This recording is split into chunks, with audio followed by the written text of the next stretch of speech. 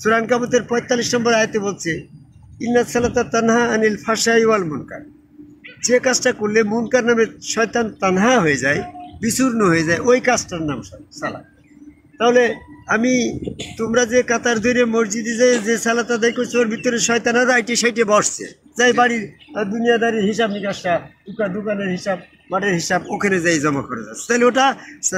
ওই সালাতের ভিতরে শয়তান আরও স্থায়ী হচ্ছে, তাহলে ওটা তো সালাত হলে সূরা আনকাবুতের ৪৫ নম্বর আয়াতটা মিথ্যা হয়। তাহলে যে কাজটা করলে শয়তান দূরে চলে যায় সেইটা যদি সালাত হয়, তাহলে ইব্রাহিম এই হযরত ইউসুফ আলাইহিস সালামের 11 ভাই আগে তার সাথে শত্রুতা ছিল, সে যখন